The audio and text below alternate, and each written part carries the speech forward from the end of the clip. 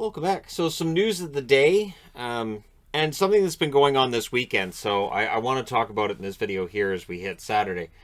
First off, Josh Bailey is still in quarantine in Florida. Last I checked. And the last that was reported, he's still in quarantine in Florida. So it's protocol related. Anders Lee, Ross Johnston are on the protocol list as well.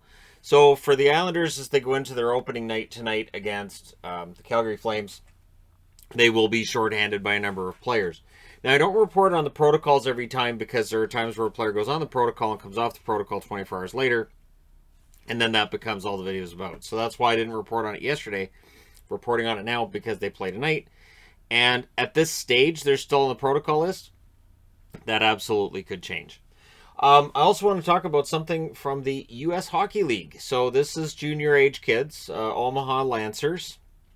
And their game's postponed this weekend. The league has postponed them. They're going to look into what's going on because clearly there is a break between ownership of the Omaha Lancers and everybody else. The budget cuts that they've made have meant that meals not paid for, so they're not covering meals. They're also not even covering players getting their own sticks and tape, which other USHL executives have said, no, that's all covered. That's all supposed to be covered. So they're not covering things they're supposed to. This has all led to tension between themselves and the coach / GM of the team, Chad Cassidy, who was fired, but then they didn't have enough coaches, so he actually went behind the bench after being fired and coached games last weekend. So it's kind of a mess. So he's gone, and now that he's gone, other coaches have resigned as well. And the players are threatening to boycott. Players are calling about being traded, wanting to be traded out of Omaha. The weird part being, they won 7 of their first 10 games this year. They were playing well. So the coach is playing well. The players doing a pretty good job. Ownership seems to be the issue here. So the league is stepping in to look at it and see if they can resolve this. And I would think paying for meals, stuff like that, it makes me wonder if the team is solvent. That's one thing. So either you're looking at an owner that's cheap and saying, I'm not paying for that. Why should I pay for that? Or there may be some serious money issues with the team. So that's where that is. We'll see how this changes as the league investigates. But again, it's interesting because this is, American, basically the American equivalent of the CHL up here in Canada. And if a team in Canada wasn't doing its duties, you would think that would be exposed pretty darn quickly. And so hopefully any players and coaches being affected by this, hopefully this all resolves well and everybody comes back together. Because again, it seemed like they had a winning formula going. Interesting news with the Oilers tonight against the Hawks. They will be starting Stuart Skinner. Skinner is starting to get some more starts with, now that Mike Smith is on the LTIR, Skinner becomes more important. We're going to see a lot of back-to-backs this year for most teams in the league because they have a condensed 82-game schedule. So Skinner being able to go in and play regularly and spell off Koskinen, who has looked tired at times, that would be very important. So Skinner starting tonight is good, and he's been pretty good in the games he's played so far. And so playing again tonight, that shows they have some confidence in him. Lineup news with the Nashville Predators. Carrier returns after missing 3 games with an upper body injury.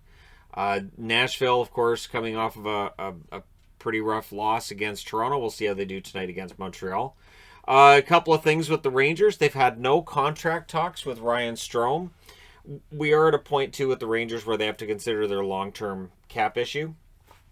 And the short-term, where is this team headed kind of storyline. So for the New York Rangers, they haven't had those talks with Strome. Doesn't mean they're not coming, just means they haven't had any yet. And Zibanejad is currently listed in protocol for them as well. So again, this could change. Day by day it changes. And again, it doesn't necessarily mean a positive test. It could mean a close contact tested positive and all this other wonderful stuff, right? So we'll see if Zibanejad stays in protocol, if he comes out of protocol before their next game. They were set to play tonight, but they're not because that game against Ottawa has been postponed. So we'll see how things go for the Rangers when they return to the ice tomorrow in action. Boston, what's interesting with Boston is they've only played 13 games, and I've always thought that the team that doesn't play enough is almost as bad off as the team that plays too much. Coach Bruce Cassidy agrees. He is saying he doesn't like the schedule. The Bruins have played 13 games so far. Other teams have played 20. And he's basically stating with the amount of days off that the Bruins have had that there's that rust does set in. There's only so many practices you can go through. You need game action. You need game action that tells you where your team's at. And then, of course, the other side of it is that the team that doesn't play as many games now, well, you still have to play all 82, so they're going to have a pretty brutal schedule later on while other teams are getting days off. So, well, I mean, it's not like the NHL is going to change it. It's something we've seen every year. But, yeah, for the Bruins, it's been rough. And for the Islanders, too, they've only played 13 games, but that's because their entire schedule to this date has been on the road. So I understand why the Islanders wouldn't have played as many games, but with Boston, yeah, it's a tough schedule overall. Because again, I think there's a balance there, and sometimes it's too far with the days off, and sometimes it's not enough. Coach Jared Bednar, this happened last night before the games began, shortly before the games began. It was announced he'd signed a 2-year extension with Colorado. So, yeah, there won't be anything happening with the coach, no matter what happens with Colorado from here, although they seem to have turned things around now.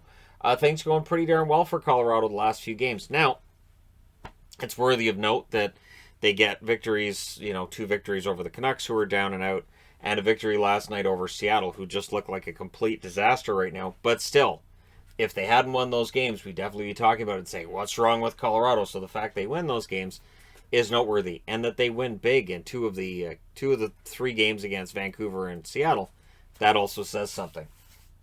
So we'll see. We'll see how the Avs and Bednar do. They've had a lot of days off too. They haven't played as many games either. They're in the same situation as Boston, where they've had probably too much time off, and a more regular schedule is good. The one thing that I often hear when I'm watching these games is players prefer 1 day on, 1 day off. A game every other day is kind of perfect. It gets you into a really good routine. And so some teams are not happy about the routine. There's also been talk about how without them doing the back-to-back games in the same city, so let's say the Rangers go into Boston and play 2 in a row. The players really liked that setup last year, and they're kind of wishing that they could do that this year. Well, of course, that doesn't work. It absolutely doesn't work for a balanced schedule, and so the NHL can't do it.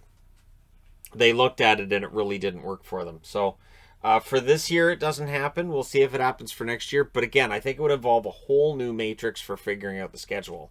This would involve not necessarily playing 2 games against every team in the other conference.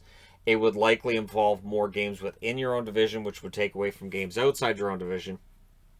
I always had the idea of, we'll play a certain number of games against teams in your own division, and then play the same number of games against teams in every other division. So it doesn't matter if they're in your conference or not. You play 2 games against every other team. But it's the NHL, so odds are they'll leave it the way that it is. And for players, it does mean your travel schedule is going to be pretty darn busy. And it's a pretty, again, compressed season that we're looking at this year.